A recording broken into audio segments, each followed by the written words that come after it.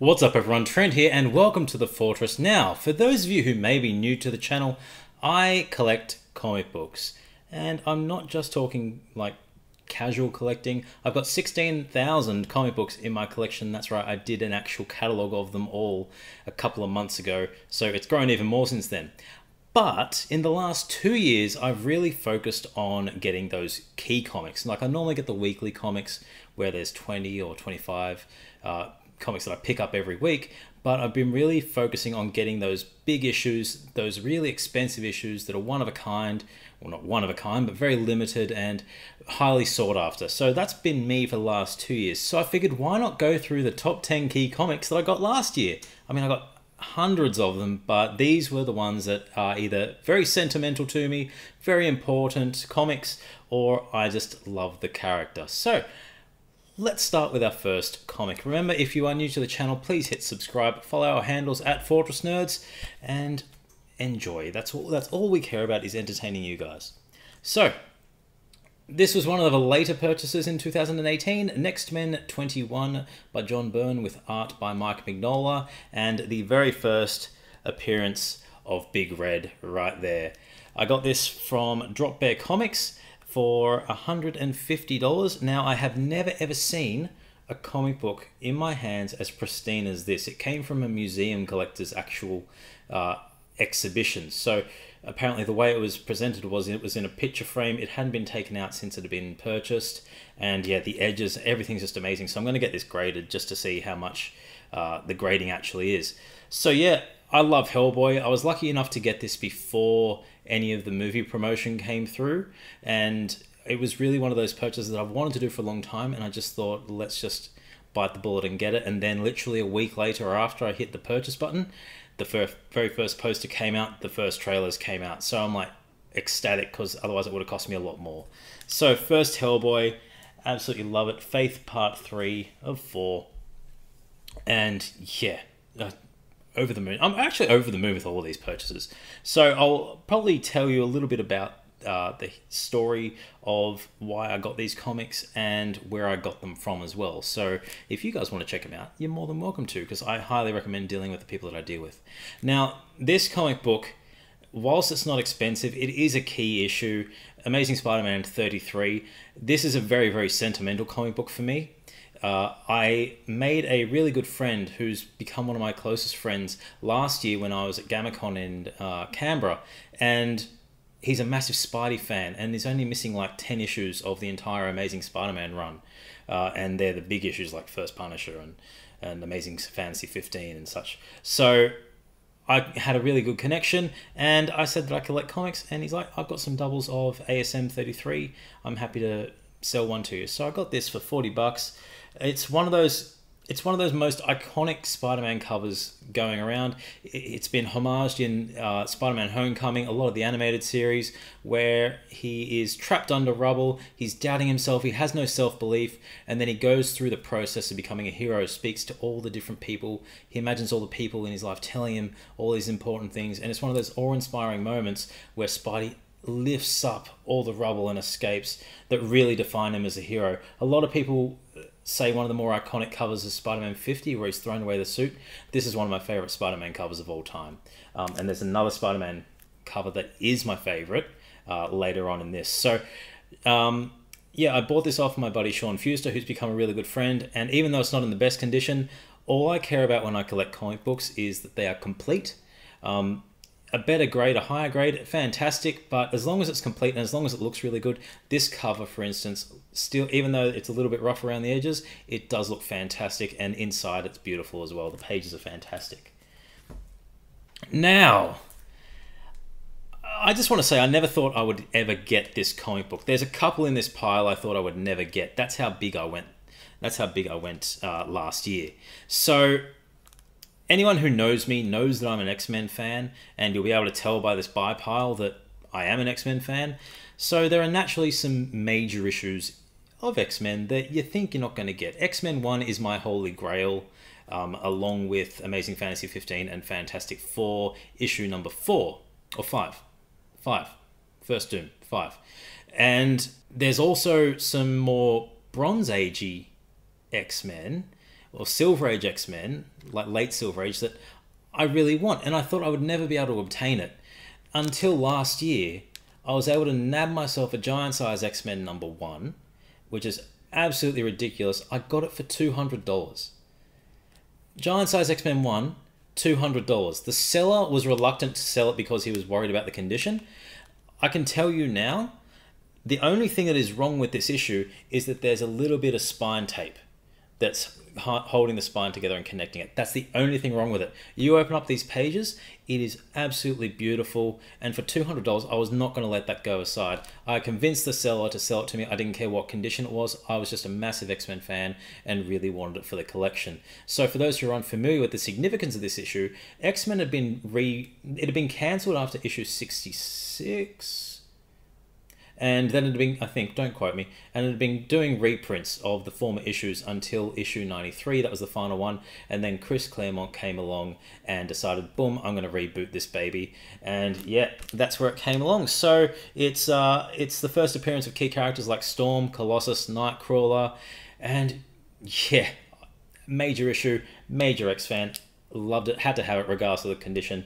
So I can buy up eventually if I need to.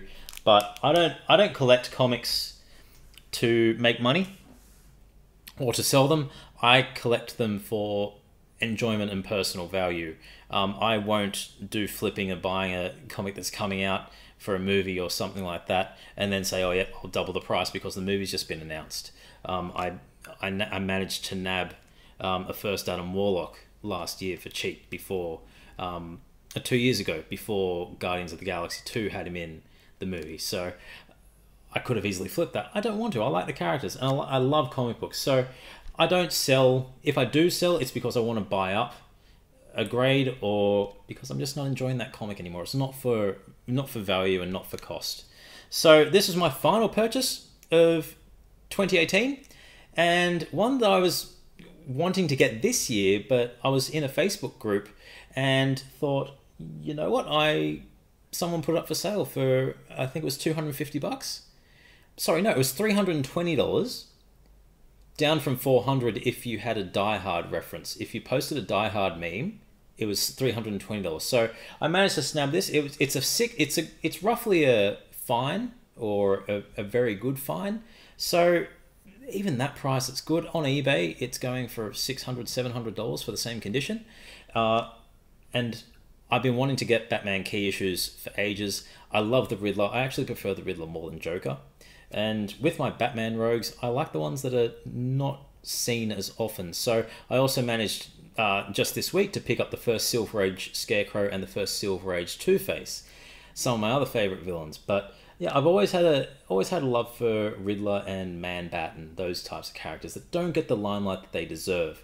And Clayface. And more the tragic ones rather than the psychopath like Joker. I got the first appearance of Bane as well last week as well, so even better. But yeah, first appearance of Riddler in the Silver Age, $320. I wasn't going to pass it up when it's in great condition. So that's it for the floppy issues. And now it's all on to the slabs. So back onto the topic of not knowing how I'd ever be able to afford some of these comics. You do need to be very mindful of how much you spend. So a higher grade of X-Men 94 would have been nice, but once again, following on from Giant Size X-Men, just to have this in my collection at all is phenomenal. $500. I got it from Fats Comics. Norm did me a great deal, and he allowed me on a payment plan so I didn't have to pay it all straight up. So my advice would be, if you find a local comic book shop who has good back issues and stuff, build a rapport with them because they're likely to help you out. They want to build your collection, and that's what Facts Comics does. A lot of these comics are from him, and yeah, they're great to work with. I'll place their website in the description below, so make sure you check them out. They are Australian, they're from Brisbane, and they go to virtually all the East Coast Supernova conventions, and I'm not sure about Oz Comic Con, but Brisbane, Gold Coast, and Sydney Supernova, I know they're definitely at. So they're always worth checking out. They always have amazing comics, and I've already lined some up for this year as well. So yeah, Norm is amazing. Thank you, Norm. Followed on from Giant Size X-Men, it's literally the first issue of the rebooted series.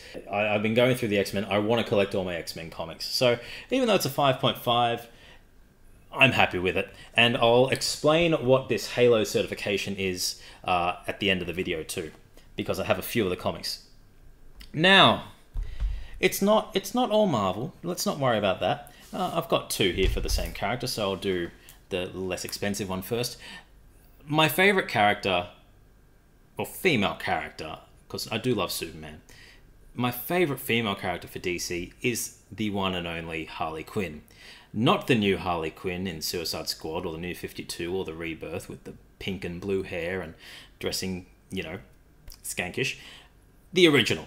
The black and red clown jester suit. So I got this for several reasons. It's the very first appearance of Harley in the mainstream continuity. Second, it is my favorite comic book cover of all time by the legendary Alex Ross. Third, it's a very high grade, and I have to have all the Harley comics. So this one cost me $200. $200, once again from one of the Facebook groups. So if you are looking to buy comics, don't look at eBay. Their prices are astronomical. Go on to the Facebook groups. I'm a member of several big ones. Comic League of Australia, Comic Books Australia, Buy, Trade, Swap, Sell, and also some from the States, such as Low Grade Comic Collectors and Comic Collectors, Buy, Swap, Sell. So yeah, I managed to snag this really cheap, and I had to have it. It's the first print, which is even better. And yes, just for that cover. I've got shirts of that cover. So Harley's my girl. I had to have it, and that was a dream come true to get that cover. So my mindset to collecting was I didn't think I'd be able to do any of this. I wasn't sure how I'd be able to do it, but things have fallen into place. I've spoken to people, building rapport and connections. They really help give you advice on how to collect, which I'll do subsequent videos on collecting tips and looking after comic books and such later on, what comics I'm going to buy this year and all that kind of stuff. So if you want to see that, let me know in the comments below, because I love having discussions with everyone who watches our videos and love getting feedback and what interests you or your fandoms and such. So yeah, always discuss stuff in the comics, and if there's any that stand out in here that you would love to have, let me know. I love knowing what you guys want to collect and what ones you think I should buy this year. But this one is another big sentimental one, but it's also a major key issue. Batman Adventures 12, the very first comic book appearance of Harley Quinn. The other one was the first mainstream comic continuity appearance, so in the main DC universe, the comics universe. This is still in the animated universe, but it's the first time she's ever in print in comic book form with an awesome cover, including Poison Ivy and Batgirl. This has strong sentimental value. It was valued at $700. I didn't think I'd ever get it because Harley comics have just been skyrocketing in price and they've been getting quite ridiculous. I've been seeing 9s going for over $1,200 on eBay, and when this came up for $700, I was like, yes, I got to get it. My partner Julia, who also is on this channel in all of my other videos, or our other videos, if you will, she got it for me for my 30th birthday. So very, very glad to have that. It's a beautiful comic, and yeah, I'm so happy to have it. One off the list that I didn't think I'd have. So I've really just gone Batman, Spider-Man, and X-Men. Nothing else here. Okay, I've got two mutant related ones and a Spidey. So this is one of my favorite X-Men covers of all time. X-Men 12, first appearance of Juggy, the big bad Juggernaut, one of my favorite villains and favorite X-Men force. And it's because he's not a mutant, which is even better. He's powered by the Crimson Gem of Kotorak, so he goes up against the mutants even though he's not a mutant, and he just hates his brother, or stepbrother, Charles Xavier. So beautiful art by Jack Kirby, just absolutely nails it. I can't fault this comic at all. It's just iconic. First appearance of Juggernaut. This cost me $200. Once again, a comic I didn't think. I've seen them priced elsewhere for a lot more, and I got it from a Facebook group yet again.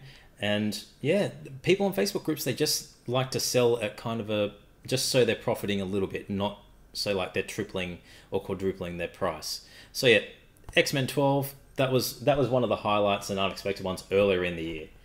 Another late purchase, whilst we're on the kind of theme of big villains, my favorite Spider-Man cover of all time, Amazing Spider-Man 41, the first appearance of Rhino. The way that Romita draws this is just, it's just ridiculous. The sheer size of Rhino is just such a damn good cover. You just, you have to look at it in person to really appreciate just how awesome it looks. Like, for a 60s comic, a lot of them can look really bland and boring. The art looks dynamic inside, even though I can't crack this open. I know exactly what it's like inside.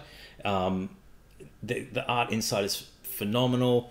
I might actually crack this slab open, who knows. But yeah, this is just one of my... Rhino is one of my favorite Spider-Man villains of all time.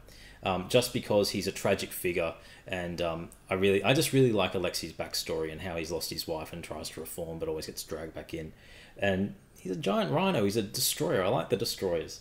Like, he's up there with Hobgoblin and Green Goblin for me. But yeah, this is such a beautiful cover, $200. I had originally organised a payment for $400 to another seller, but that seller didn't get back to me, so I ended up doing this one for cheap. So, win-win. But the comic I thought I would never ever obtain, ever. And I was really surprised. I'd organised to purchase this comic the year before, for about 8 months prior, for $1,500. Since that time, when I had organised to do a sale and did a handshake agreement with Norm at Fats, it had doubled. It had more than doubled to about $3,000 or $4,000 value. And that is Hulk 181, a grade 4, first appearance of Wolverine. One of my two big holy grails for X-Men. So X-Men 1 is the only other one that I need now to complete my holy trinity, and then X-Men 4. But this is just a phenomenal cover, iconic. Len Wein, John Romita coming in, I'm pretty sure he did it too. Just, yeah, so good. So good. Herb Trimpe. You can't go wrong. Wendigo, Hulk, Wolverine. My grail, first appearance of my favourite character. $1,500 when it was going for $3,000, $4,000. A steal. It was worth the money. I'm happy to be out that money. If I've got it now, I don't need to get it again unless I sell this and upgrade for a better, cleaner copy. But that's about it. So yeah, that's my number one comic in my collection of all time, and my number one comic for 2018. So before we go, I just want to say Halo Certification. That's an Australian grading company. It's run by Grant, who's a former CGC grader. He lives out in Brisbane, and he basically thought, there's no grading companies over in Australia, we have to send them all over to CGC or CBCS, and he knows what to do. He knows how to grade. He knows the process. He knows the materials that he used. He thought, why not open a business and get a grading system over here? So Halo is taking off very, very quickly over here. It's very reputable. I've tested him several times with cracking open some CGC slabs and getting him to grade it. There's been so much consistency. He's never gone up a grade. He has gone down a grade though. So he is quite harsh and intricate in what he's looking for, and because it's only him and I think one other person who does the grading, not too many cooks in the kitchen, unlike those other companies, CGC and CBCS, where you have multiple graders and they have a financial gain for those books that are worth more as well. So I would recommend, if you are in Australia, give Halo a shot. Their cases are beautiful, really, really clear. They don't have that blue tinge that some CGC slabs do. And they use the sleeves they use in museums as well. So it's all really awesome, really clear, all sealed up really nice and tight. Highly recommend it. Give them a shot. But yeah, that's about it. So that's my comic haul for 2018. I know it's in 2019 now. It's a little bit too late, but I figured why not share it with you. So I'm going to be doing a lot more comic book related things on this channel, as well as the reactions and our podcast. So check all that out. Check our links that are going around the screen. Click the little info button. I think it's going to be in that corner. And yeah, follow our handles at Fortress Nerds on Instagram, Facebook, and Twitter. You can find our podcast on YouTube or on Spotify and iTunes. Just type in The Fortress or go to the links in the description down below. I'm Trent, and please discuss things with me in the comments. I love hearing all your thoughts on what you guys collect, what's interesting to you, and what your key comics of 2019 are going to be. And as always, you're watching The Fortress.